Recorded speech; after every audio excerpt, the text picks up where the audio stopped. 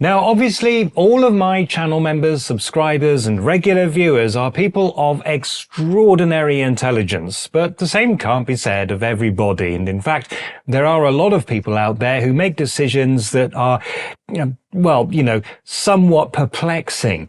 And I'm sure some of you know at least one person who would benefit from watching this video. This story involves just such a person who I think should be nominated for a new award I've just invented.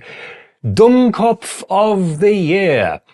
Yes, I propose that at the end of the year, one lucky winner gets this virtual trophy. And this man was certainly very lucky in that he didn't die. Our first nominee, a 40-year-old Hungarian citizen, boarded a train in Munich bound for Lübeck, or possibly Hamburg, reports vary.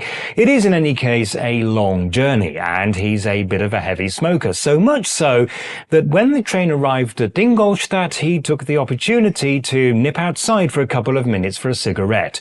What could possibly go wrong? Well, as you've no doubt already guessed, while he was still on the platform, the train doors closed.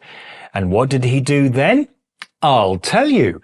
He jumped onto the train and held on to some cables as it gathered speed. And it gathered a lot of speed, as the train was now on the high-speed line from Ingolstadt to Nuremberg. It accelerated to speeds of up to 282 kilometers an hour, with our man clinging to the outside between two coaches. Obviously, people standing on the platform at Ingolstadt had seen the man leap onto the train and phoned staff at the control center, who in turn alerted the driver. The driver was able to bring the train to a controlled stop at a place called Kinding. An emergency stop would have been far too dangerous. It could have thrown the man right off the train. Also on board happened to be an off-duty police officer who found the man miraculously completely unharmed and took him into the train, telling him that he was likely to be fined for disrupting operations. That is just a misdemeanor though, so not really a big deal. And what was so important to him that he risked his life? Quite simply, he didn't want to lose his luggage. However, things got worse for him when it transpired that he didn't have a ticket for the journey. And if you're ever caught dodging the fare in Germany, there are two things that are likely to happen to you. The first thing is that you will be charged a penalty fare.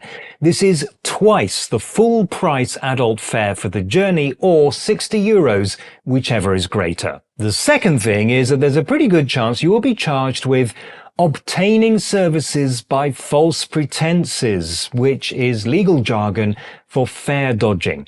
In Germany, this is a crime punishable by a fine or up to a year in prison. And this is what has now happened to this man. When the train arrived in Nuremberg, he was met by police who arrested him and charged him with that offence. And by the way, if you do lose something on a train or at a station, Deutsche Bahn's Lost and Found service is actually pretty good. You can get help from station staff, or you can fill out a form on DB's website in English, German or French.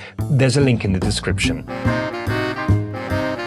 Took him into the train, telling him that he was likely to be fined for disrupting operations, which is only a Medina.